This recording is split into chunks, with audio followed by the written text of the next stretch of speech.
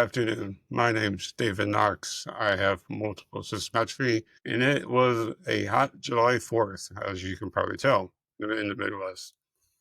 Um, Something happened to me yesterday that I thought would never happen. And the video goes like this. Hypothermia in July. Hypothermia in July. So there is a conductor that's confused and understanding MSA and the paradox of body temperature. So the backstory of this is that, on a hot morning, July 3rd, I want you to picture in front of you a moment. It's a hot July day. The sun is beating down. It's about 90 degrees and the air is thick and heavy, humid. The lawn isn't going to mow itself. I still mow the grass, believe it or not. So you get out there and you do your work. You push the mower back and forth. Mine is self-propelled. It's okay. Engine's roaring. Sweat's just pouring off of your body. You feel every bit of that 90-degree heat. You're hot. You're tired. You're drenched. I was hot.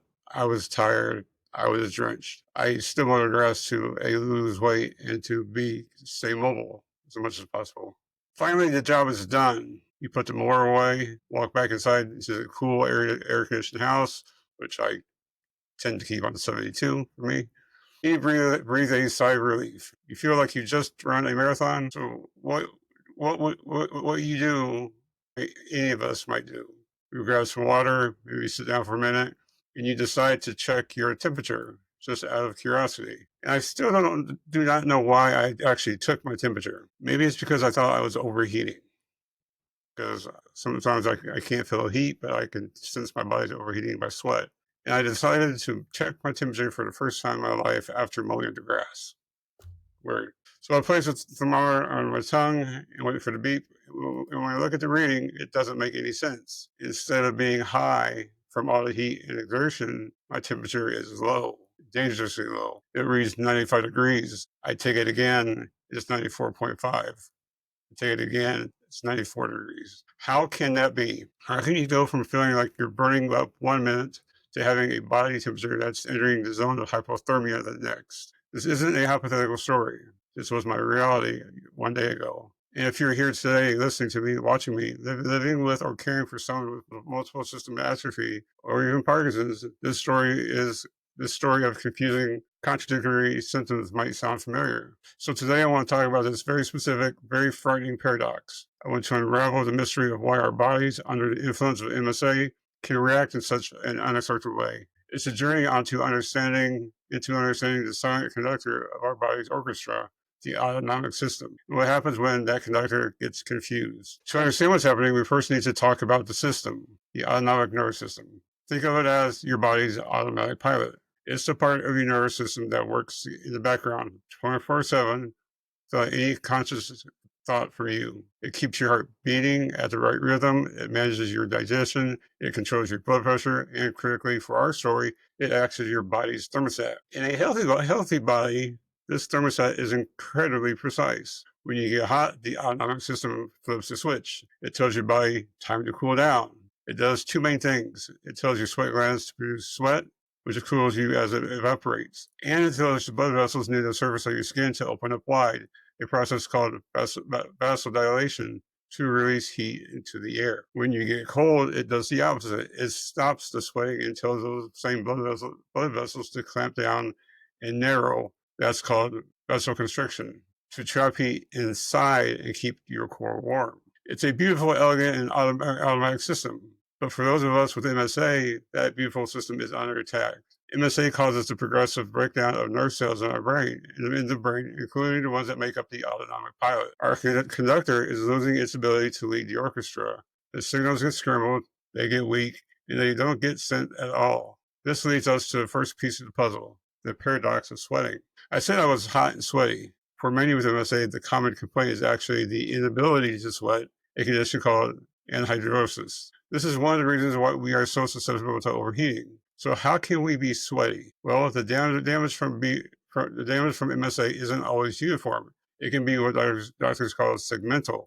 This means some parts of your body might have lost the ability to sweat, while other patches of skin might still work, or even compensate and sweat excessively. So when I was out there mowing the lawn, my body was trying to cool down. It was sending out the sweat signal, but the response was patchy, disorganized, and ultimately not very efficient at cooling my entire core. My body was going through the motions of cooling, but it was a clumsy, ineffective attempt. That brings us to the most critical piece of this puzzle, the open floodgates of our blood vessels. Remember vasodilation? The widening of blood vessels to release heat? Well, I was outside in 90-degree heat. My body did exactly that. My autonomic system, my autonomic nervous system, even in its impaired state, sends a signal it's hot. Open the gates, dump the heat, and the blood vessels in my skin likely responded, opening wide to let the heat radiate away from my body. Here's the crucial part. When I came inside to a cool, air-conditioned room, the second half of the command was supposed to be given. The okay, we're cool enough now. Close the gate signal. The vasoconstriction signal. In MSA, the signal that often doesn't come, or if it does, it's too weak and too late. So picture this: I am standing in my cool house. My skin is still damp with that inefficient sweat, which is now evaporating and cooling me rapidly. And my blood vessels, those floodgates for heat, are still wide open. Instead of trapping my body's warmth, I am continuing to dump heat at an alarming rate. It's like opening all the windows in your house on a hot day to cool it down. But then when a cold front suddenly blows in, you find that all the windows are struck and you can't get them closed. The house temperature plummets. This is what happened to my body yesterday. The combination of evaporating sweat and, more importantly, a complete failure of my blood vessels to constrict and preserve heat created a perfect storm for a temperature crash. Internal thermostat failed to adapt to the new environment. And there's one last factor that makes us more vulnerable, our lower starting point. Many people with MSA naturally have a lower baseline body temperature. While 98.6 degrees is considered the average normal, our normal might be close to 97, or even in the high 96s. So when our temperature starts to drop, we're already starting from a lower point. A drop that might land a healthy person at 97 degrees can plunge us into 94s or 95s, which is medically defined as mild hypothermia. So what do we do with this knowledge? Well, understanding the why is important, but it's only half the battle. This experience was frightening, but it was also a powerful lesson in reality of living with this condition. It taught me that we have to be it taught me that we have to be our own more vigilant manual override system. First, we learned that our internal feelings can be liars. I felt incredibly hot, but my objective temperature was dangerously low. We must learn to trust the thermometer more than our own sense of being hot or cold. Second, we must become masters of prevention. Mowing your lawn at noon on a 90-degree day is probably not a good idea for us anymore. The risk isn't just overheating, it's the chaotic aftermath, as noted. We need to schedule strenuous activities for cooler parts of the day. We need to take frequent breaks in a cool environment and hydrate relentlessly. Third, we need a plan for when it happens. If you find your temperature has dropped like this, the goal is gradual warming. A blanket, a warm, not hot, not alcoholic drink. It is absolutely essential to let your doctor or neurologist know this happened. This isn't just a weird quirk of MSA. It's a significant medical event that they need to be aware of. They can help you develop a personal management plan. Living with multiple system atrophy is a constant process of learning, adapting, problem solving. Our bodies are operating with a confused conductor, sending out scrambled signals. It can be frustrating and it can be scary. But by sharing these stories, like on my channel, by piecing together the science and by understanding what is happening inside of us, we take back a measure of control. We learn to be the conductor that our body is missing. We learn to listen, not just to the loud, obvious symptoms, but to the quiet, confusing whispers of a system that's trying its best. We learn to be patient with ourselves. We learn to be proactive on our own care. It was very awkward to have this story, and I verified it by having my daughters take their temperatures on the same thermostats after cleaning them, and yet they were in 97s and 98s. So our temperature is usually normal people's temperature can be off 1 degree above 98.6. Right? That's why I don't tell you really you don't have a temperature until 100.1. It's past 99.6. So take that range of 98.6 degrees, so plus or minus, so 99.6, 97.6. And with MSA, we can be, give or take, more than 1 degree above or below that too. Something made me take my temperature and it ended up not necessarily saving my life, but it realized how broken what I had thought on autonomic progression in my body was. I didn't think it was that bad to begin with. I really didn't. I really did not.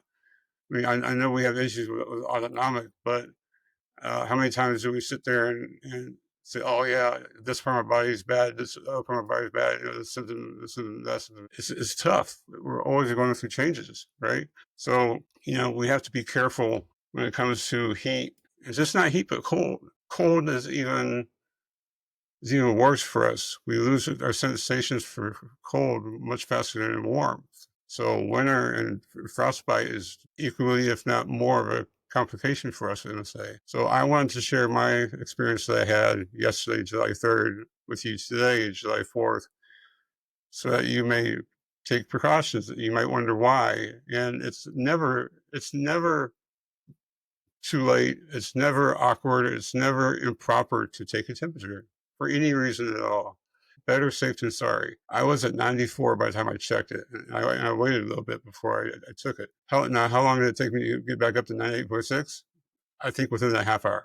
I really do. We cannot take these chances lightly. We have to look at them and make sure that our caregivers, our family members, our children, whoever is around us, our neurologists, make sure they understand the same exact information, because it happens. You just don't hear about it, right? That's why I'm here advocating for myself and others on YouTube and podcasts and stuff. Learn from my lessons, right? Learn from me, learn from my mistakes, learn from my goals and my good things, my bad things, right? Do what I do or don't do, or don't do what I do, right? You learn, you try your best to live with what we have, and you move on. And this one completely caught me off guard. So I appreciate you. Remember to be just not strong, but MSA strong. And I will see you in another video. Appreciate that. The next video I'm having come up here shortly, I've listed my entire disease progression from A to Z.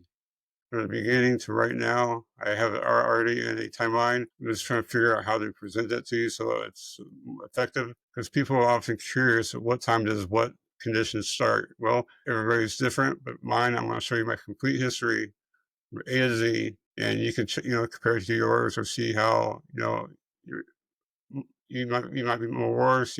I might be more worse, but it's just for a better understanding of the context of how these things start and that the progression of this disease. I thank you very much. If you enjoyed this video, like it, subscribe, just share it with anyone you want. Knowledge is power, sharing is caring, and I will definitely see you later. Thank you very much. Have a great day.